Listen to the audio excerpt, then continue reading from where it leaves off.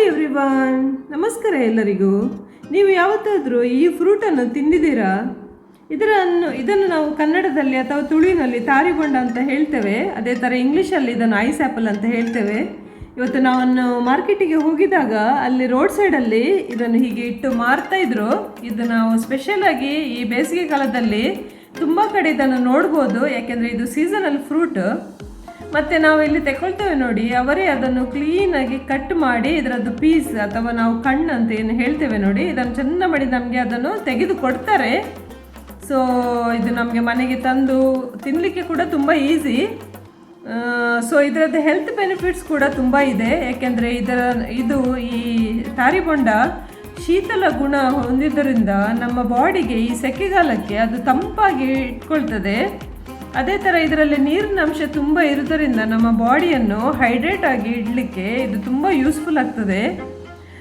ಇನ್ನು ಇದರಲ್ಲಿ ಫೈಬರ್ ಅಥವಾ ನಾರಿನಂಶ ಧಾರಾಳವಾಗಿ ಇರೋದರಿಂದ ಇದು ನಮ್ಮ ಡೈಜೆಷನ್ಗೆ ಕೂಡ ತುಂಬ ಒಳ್ಳೆಯದು.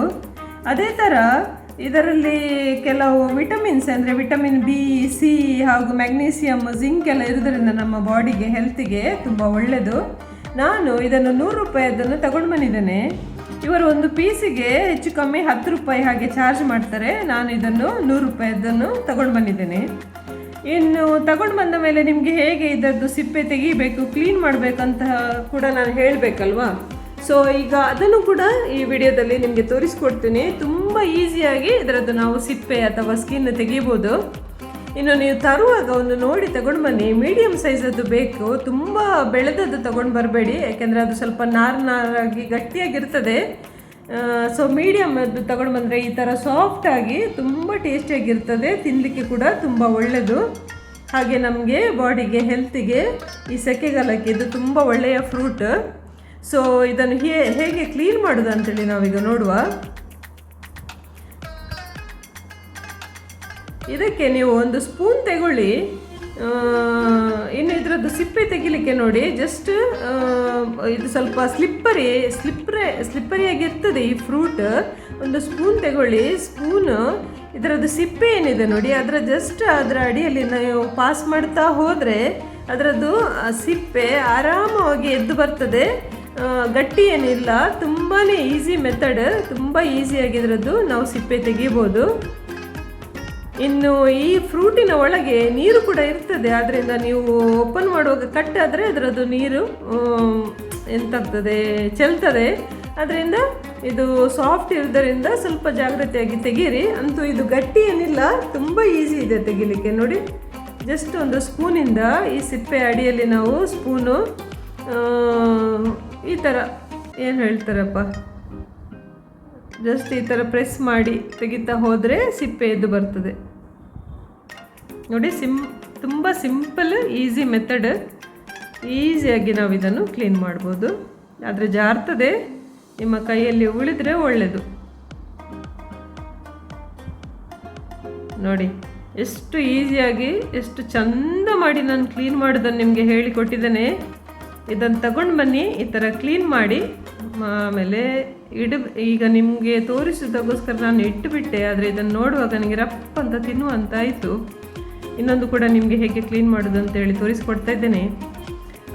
ಇದು ಒಂದು ಮೆಥಡ್, ಸ್ಪೂನಿನಿಂದ ಇದರ ಸಿಪ್ಪೆ ತೆಗೆಯೋದು ಒಂದು ಮೆಥಡ್. ಆದರೆ ನಾವು ಕೈಯಿಂದಲೇ ನಾವು ಸ್ಪೂನ್ ಇಲ್ಲದೆ ಕೂಡ ಇದನ್ನು ಕ್ಲೀನ್ ಮಾಡ್ಬೋದು. ಅದು ಕೂಡ ಹೇಗೆ ಮಾಡೋದು ಅಂತೇಳಿ ಈ ವಿಡಿಯೋದಲ್ಲಿ ತೋರಿಸ್ತೇನೆ.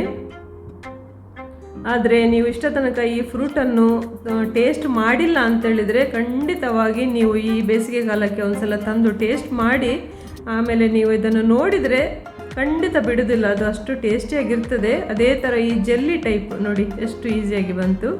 ಇದು ಜೆಲ್ಲಿ ಟೈಪು, ತಿನ್ನಲಿಕ್ಕೆ ಕೂಡ ಒಂದು ಡಿಫ್ರೆಂಟ್ ಫ್ರೂಟ್, ತುಂಬ ಟೇಸ್ಟಿ, ಒಳ್ಳೆದಿದೆ ನೋಡಿ. ಇನ್ನು ಕೈಯಲ್ಲಿ ಹೇಗೆ ಕ್ಲೀನ್ ಮಾಡೋದು ಅಂತೇಳಿ ನೋಡುವ. ಈಗ ಸ್ಪೂನ್ ಇಲ್ಲ, ನಿಮ್ಮ ಉಗುರು ಏನಿದೆ ನೋಡಿ, ಅದೇ ನಿಮ್ಮದು ಸ್ಪೂನು. ಹೇಗೆ ನೀವು ಸ್ಪೂನಲ್ಲಿ ಕ್ಲೀನ್ ಮಾಡ್ತೀರಾ ಅದೇ ಥರ ಉಗುರಿನಲ್ಲಿ ಕೈ ಬೆರಳಿನಿಂದ ಈ ಥರ ಸ್ಕಿನ್ನನ್ನು ಹೀಗೆ ಸ್ಕಿನ್ನಿನ ಅಡಿಯಲ್ಲಿ ಈ ಥರ ಪ್ರೆಸ್ ಮಾಡ್ತಾನೇ ಹೋಗಿ, ಆವಾಗ ಅದು ಅದರದ್ದು ಮೇಲೆ ಎದ್ದು ಬರ್ತದೆ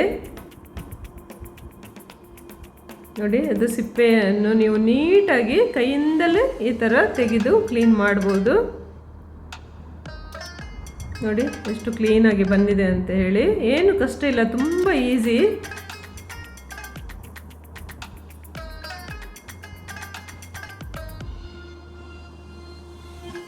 ನೋಡಿ ಕ್ಲೀನ್ ಮಾಡೋದು ಕೂಡ ನಿಮಗೆ ಹೇಳಿಕೊಟ್ಟಿದ್ದೇನೆ, ಅದರಿಂದ ಖಂಡಿತವಾಗಿ ಇದನ್ನು ನೀವು ತಗೊಂಡು ಬರಲೇಬೇಕು.